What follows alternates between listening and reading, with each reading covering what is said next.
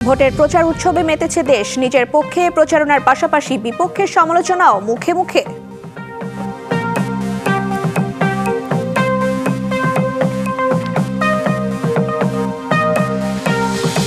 দেশের কাঠামো ঠিক করতে ইউনিয়ন পরিষদ থেকে সংসদ নির্বাচন পর্যন্ত গণতন্ত্রের চর্চা জরুরি বললেন তারেক রহমান। কাল নির্বাচনী জনসভা করবেন চট্টগ্রামে।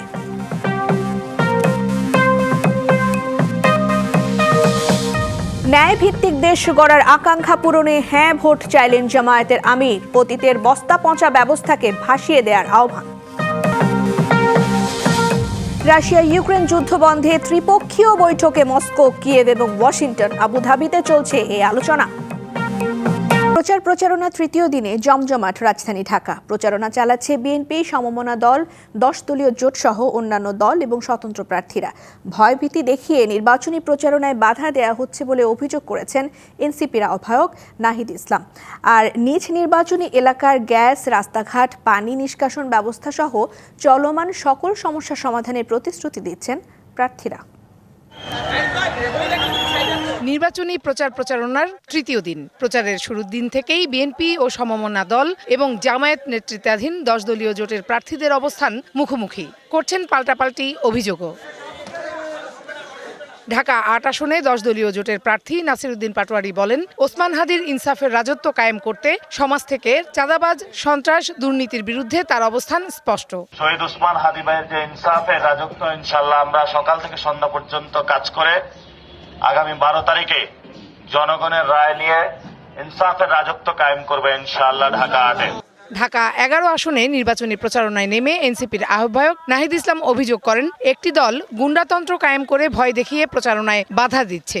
5ই আগস্টের পরে নতুন করে কেউ যদি গুন্ডাতন্ত্র কায়েম করতে চায়, এটা জনগণ বিচার করবে। আমাদের কর্মী রয়েছে, তাদের তালিকা করছে, তাদেরকে তুলে নিয়ে যাওয়া হবে ইলেকশনের আগে, তাদের নামে মামলা দেওয়া হবে বা নির্বাচনের পরে তাদেরকে দেখে নেবে, এই ধরনের হুমকি কিন্তু দেওয়া হচ্ছে অলরেডি। ঢাকা 6 আসনে গণসংযোগে বিএনপি মনোনীত প্রার্থী ইশরাক হোসেন প্রতিশ্রুতি দেন, বিএনপি সরকার গঠন করলে এলাকার সর্বস্তরের মানুষকে নিয়ে উন্নত শহর গড়বেন।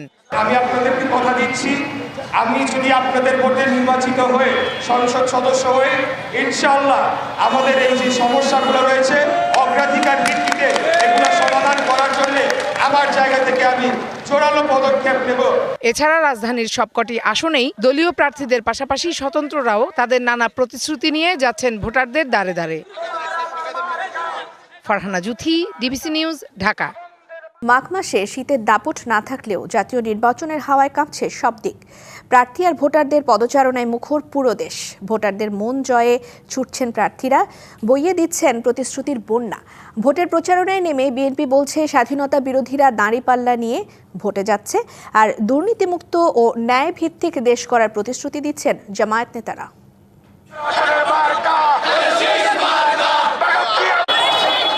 চট্টগ্রামে জমজমাট প্রচারণা চালাচ্ছেন বিভিন্ন দলের প্রার্থীরা। আগ্রাবাদ এলাকায় গণসংযোগ করেন বিএনপির প্রার্থী আমির খসরু মাহমুদ চৌধুরী। তুলে ধরেন দলের দেয়া প্রতিশ্রুতি, ফ্যামিলি কার্ডের গুরুত্ব। স্বৈরাচার বিদায় করে স্বাধীন দেশ গড়ার দল বিএনপি কোনো বিদেশি শক্তির সাথে আঁতাত করে দল ক্ষমতায় যাবে না বলেও মন্তব্য করেন তিনি। বাংলাদেশের মানুষ খুব ভালো করে জানে বিএনপি হচ্ছে বাংলাদেশের স্বাধীন সার্বভৌম বাংলাদেশের পক্ষের প্রধান শক্তি। কারোর সাথে কোনোদিন কম্প্রোমাইজ করে নাই, আগামী দিনও করবে না।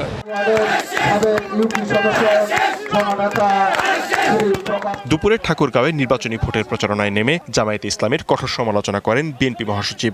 যারা আপনাদের দাঁড়িপাল্লা নিয়ে আপনাদের সামনে আসতেছে ভোট দেওয়ার জন্য, ওরা কিন্তু সেদিন এই স্বাধীনতার বিরোধিতা করছে, পক্ষে ছিল না, বিপক্ষে ছিল।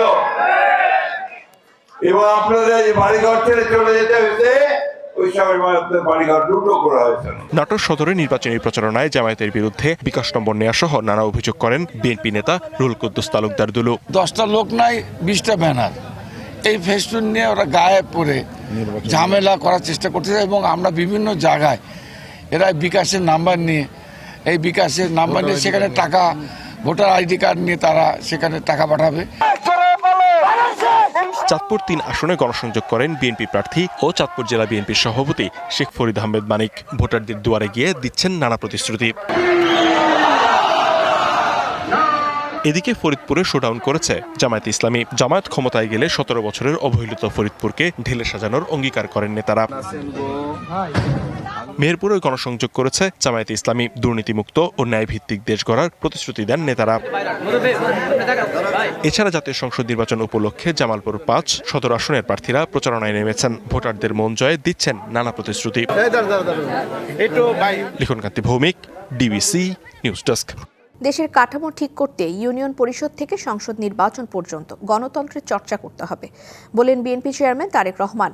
জানান, উন্নত বিশ্বের সাথে তাল মিলিয়ে দেশের শিক্ষা, স্বাস্থ্য, পরিবহন সহ সব সেক্টরকে আমূল পরিবর্তনের পরিকল্পনা রয়েছে বিএনপির।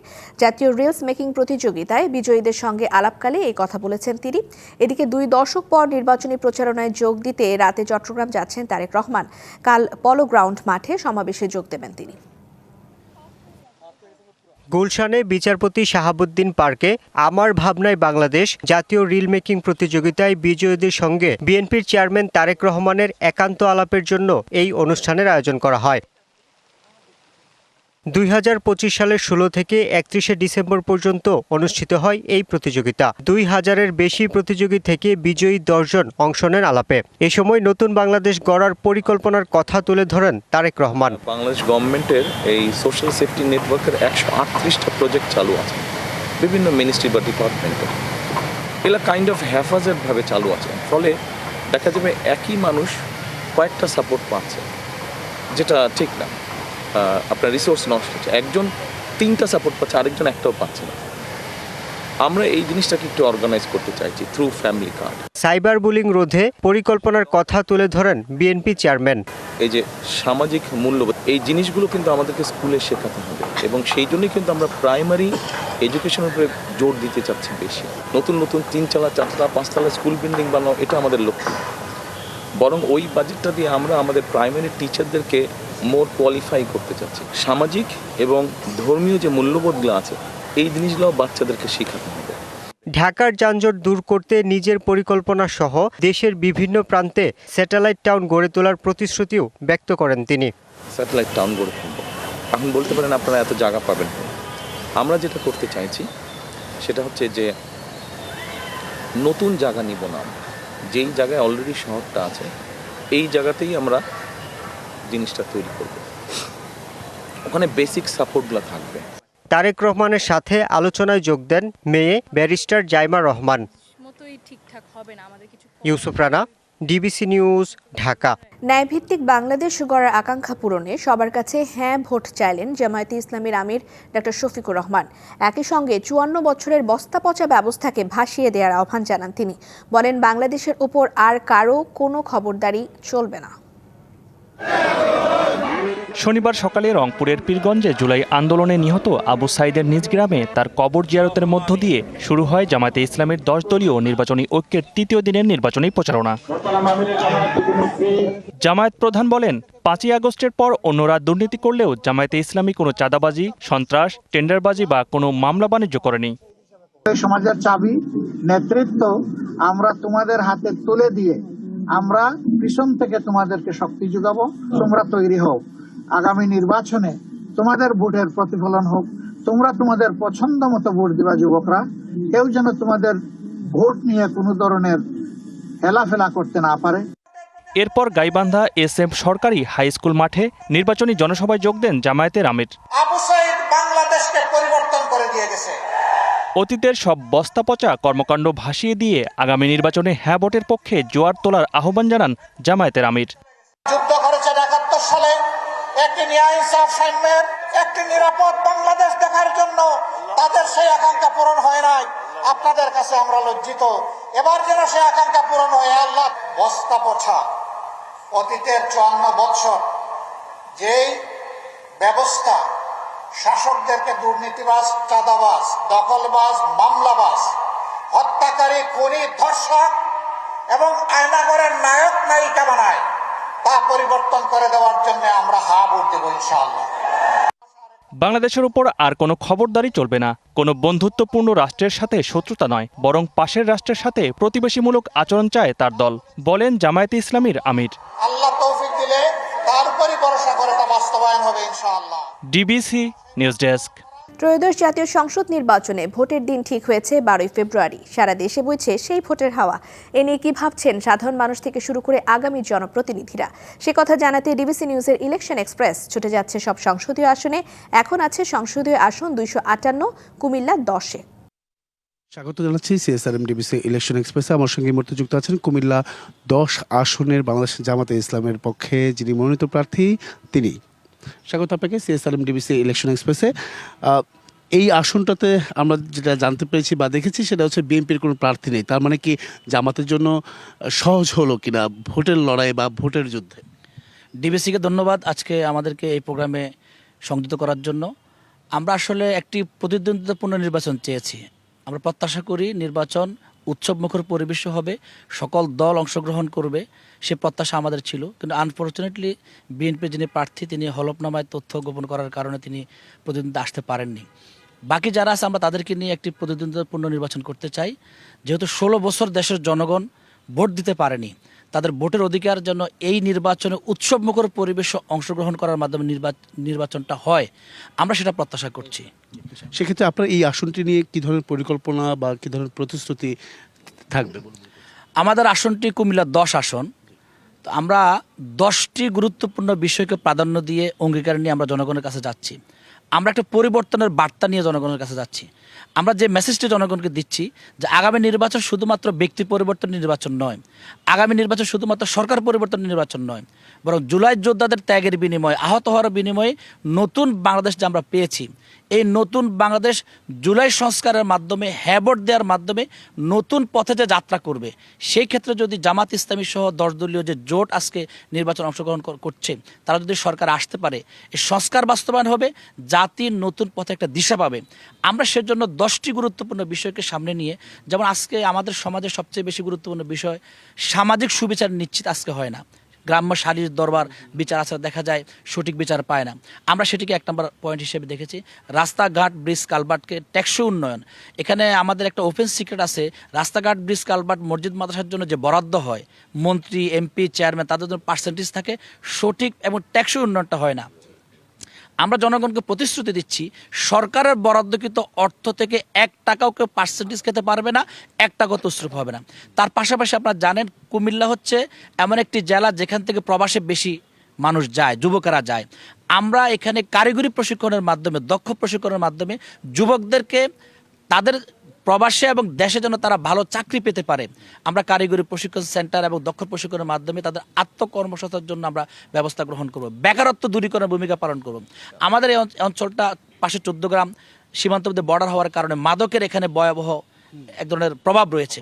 একটা মাদক মুক্ত পরিবেশ যেন এই সমাজ এখানে আমরা নির্মাণ করতে পারি, যুবকরা যেন মাদক থেকে দূরে থাকতে পারে, যেন মাদকের ব্যাপারে আমরা জিরো টলারেন্সের কথা বলছি। আমাদের এই নাঙ্গলকোট এবং লালমাইতে অনেকগুলো ঐতিহ্যবাহী শিক্ষা প্রতিষ্ঠান রয়েছে, কিন্তু বিগত 16 বছরে এখান থেকে ভালো কোনো রেজাল্ট হয়নি। অভিভাবক এবং শিক্ষক উভয়ের সমন্বয়ে শিক্ষা ব্যবস্থার আধুনিকায়ন এবং শিক্ষার দিক থেকে যেন আগে যেভাবে আমরা এই ঐতিহ্যবাহী প্রতিষ্ঠানগুলো ভালো রেজাল্ট করতো, আজকে বিভিন্ন জায়গায় আমরা নাঙ্গলকোট লালমাইয়ের মানুষদেরকে দেখি তারা সরকারের গুরুত্বপূর্ণ পজিশনে ভূমিকা পালন করছে। শিক্ষার উন্নয়নে আমরা সবচেয়ে বেশি প্রাধান্য দেব। একটা প্রশ্ন রাখতে চাই যে আপনাদেরকে কেন আসলে বিশ্বাস করবে, আপনাকে কেন বিশ্বাস করবে সাধারণ ভোটাররা, কি কারণে? কারণ 17 বছর আপনার মাঠে খুব একটা থাকতে পারেনি, সাধারণ মানুষের পাশে দাঁড়াতে পারেনি, বা যে কোনো বিপদে আপদে আসলে আপনারা প্রকাশ্যে মাঠেও থাকতে পারেন। সবকিছু মিলে আসলে কেন বিশ্বাস? বিশ্বাসের জায়গাটা, আস্থার জায়গাটা জামাত ইসলামী তৈরি করতে পেরেছে। বিগত 16 বছরে আমরা জুলুমের শিকার হয়েছি, নির্যাতনের শিকার হয়েছি। আমি আমার বাড়িতে 16 বছর মা বাবার সাথে ঈদ করতে পারিনি। আমি 4 বার গ্রেপ্তার হয়েছিলাম, 2.5 বছরের বেশি কারাগার বন্দী ছিলাম, 47 দিন রিমান্ডে ছিলাম, কিন্তু আমরা কারোর উপর কোনো প্রতিশোধ নেইনি।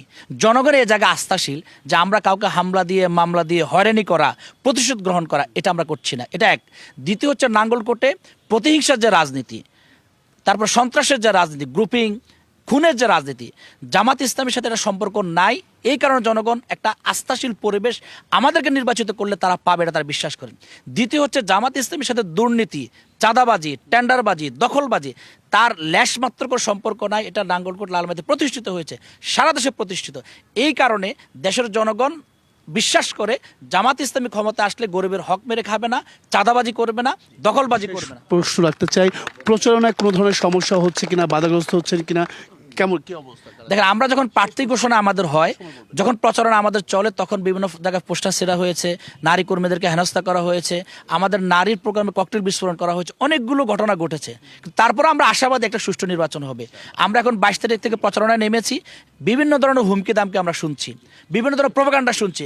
আমরা বিশ্বাস করি জনগণ আমাদের সাথে আছে, যারা এই ধরনের আচরণ করতে চায় তারা এবারে পাত্তা পাবে না ইনশাআল্লাহ। অসংখ্য ধন্যবাদ আমাদের সঙ্গে আপনি এতক্ষণ যুক্ত ছিলেন। পরবর্তী সংবাদ রাত 9টায় থাকছে। ভিন্ন কোনো রাজনৈতিক দলের মনোনীত প্রার্থীরা কি ভাবছেন আগামী নির্বাচনকে কেন্দ্র করে সেসব বিষয় জানেন, নির্বাচন আসলেই প্রার্থী যারা রয়েছেন তাদের এবং ভোটারদের মধ্যে একরকম দর কষাকষি শুরু হয়।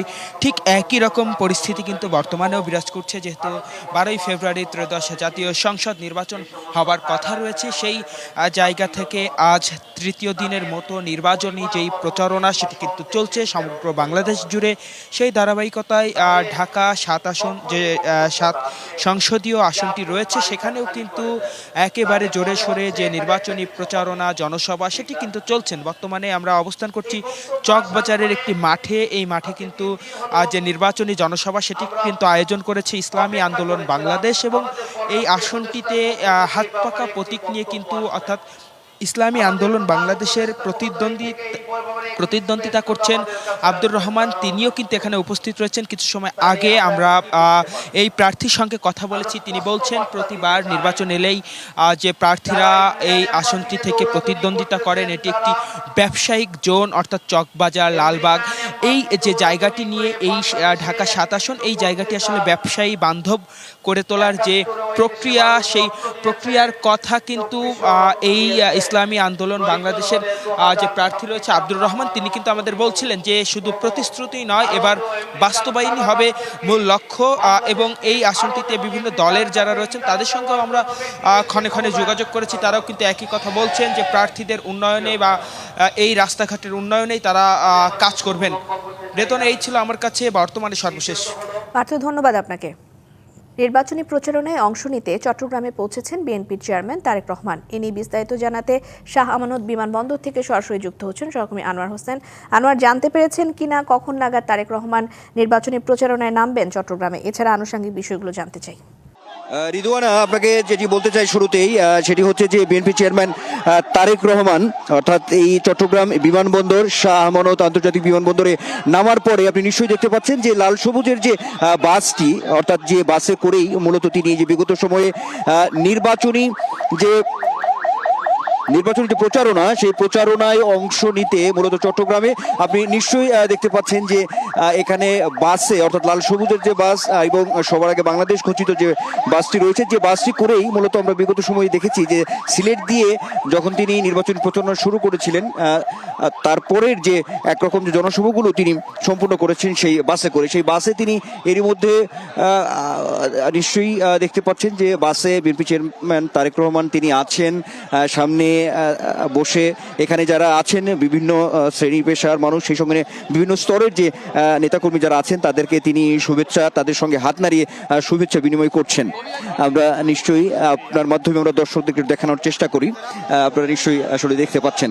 এখন যে বিষয়টি রয়েছে, আজকে তিনি এই চট্টগ্রামে অবস্থান করবেন, সেই সঙ্গে যে মূল যে জনসভা সেটি আগামীকাল, সেটি সকালে তার একটি অনুষ্ঠান আছে, অর্থাৎ ইউথ পলিসি টক নামের একটি, অর্থাৎ শিক্ষার্থীদের সঙ্গে তার একটি মতবিনিময় সভা আছে। সেটির সময় হচ্ছে সকাল 9:30 এবং সেটি শেষ করে চট্টগ্রামের যে পোলো গ্রাউন্ড যে মাঠটি রয়েছে সেখানে মূলত 11টায় তিনি যে নির্বাচনী যে জনসভা, সেই জনসভায় অংশগ্রহণ করবেন, এমন একটি সূচি তার রয়েছে কালকের, আগামীকালের যদি বলি। এবং চট্টগ্রামের এই জনসভাটি শেষ করে তিনি ফেনীতে একটি জনসভায় অংশ নেবেন এবং সেই সঙ্গে কুমিল্লাতে আরও 3টি জায়গায় জনসভা তিনি করবেন এবং সেই সঙ্গে রাতে নারায়ণগঞ্জে একটি জনসভায় তিনি অংশগ্রহণ করে তারপরে তিনি আসলে ঢাকা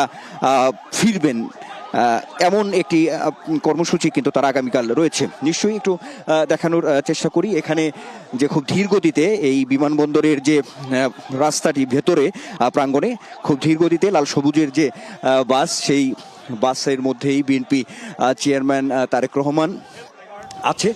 সেই সঙ্গে নেতৃস্থানীয় যারা বিভিন্ন বিএনপির নেতা তারাও এই বাসের মধ্যে আছেন, এমন কিছু তথ্য। আনোয়ার, আমরা বুঝতে পেরেছি, ধন্যবাদ আপনাকে। যুক্তরাষ্ট্রে 16 কোটিরও বেশি মানুষ চরম বিপজ্জনক শীতকালীন ঝড়ের কবলে পড়তে যাচ্ছে। টেক্সাস এবং ওকলাহোমায় শুক্রবার সকাল থেকেই ভারী তুষারপাত শুরু হয়েছে। দেশটির জাতীয় আবহাওয়া দপ্তর বলছে বেশিরভাগ অঞ্চল জুড়েই বয়ে যেতে পারে এই ঝড়। এছাড়া ভারী তুষারপাত, হিম শীতল বৃষ্টি এবং হিমাঙ্কের অনেক নিচে তাপমাত্রা নামার পূর্বাভাস রয়েছে। এতে পরিস্থিতি চরম বিপজ্জনক এবং দুর্যোগপূর্ণ হয়ে উঠতে পারে। বিদ্যুৎ বিভ্রাট, যোগাযোগ ব্যবস্থায় স্থবিরতা দেখা দিতে পারে, জনজীবন হতে পারে বিপর্যস্ত। ঝড়ের কারণে সপ্তাহের শেষে ফ্লাইট ব্যাহত হতে পারে বলে আশঙ্কা করছে কর্তৃপক্ষ।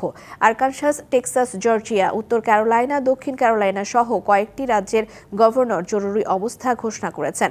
বিদ্যুৎ কর্মীরা সতর্ক অবস্থায় আছে এবং বাসিন্দাদের জরুরি খাদ্য ও পানি মজুত রাখার পরামর্শ দেওয়া হয়েছে।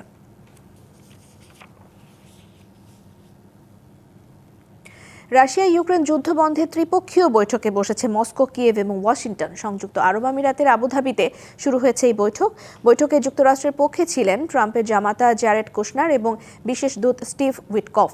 রাশিয়ার প্রতিনিধি দলের নেতৃত্ব দেন চিফ অফ জেনারেল স্টাফ ইগোর কোস্তিউভকভ এবং বিনিয়োগ বিষয়ক দূত কিরিল দিমিত্রিয়েভ। ইউক্রেনের পক্ষে ছিলেন দেশটির জাতীয় নিরাপত্তা কাউন্সিলের প্রধান রুস্তম ইমেরভ সহ কয়েকজন। আলোচনায় সবচেয়ে গুরুত্বপূর্ণ বিষয় ছিল ভূখণ্ড নিয়ে বিরোধ। তবে বৈঠকে এখনও কোনো সমঝোতার ইঙ্গিত পাওয়া যায়নি। রাশিয়া দাবি করে আসছে যুদ্ধ বন্ধের আগে ডনবাস অঞ্চলের বাকি অংশ রাশিয়াকে ছেড়ে দিতে হবে। তবে এই দাবি মানতে রাজি নন ইউক্রেনের প্রেসিডেন্ট ভলোদিমির জেলেনস্কি। সংবাদে এই ছিল এখনকার মতো। রাত 8টায় ডিবিসির বিশেষ আয়োজন CSRM জনতার দরবার আজ থাকবে সিলেট বিভাগে। দেখার আমন্ত্রণ রইল। ডিবিসির সঙ্গেই থাকুন।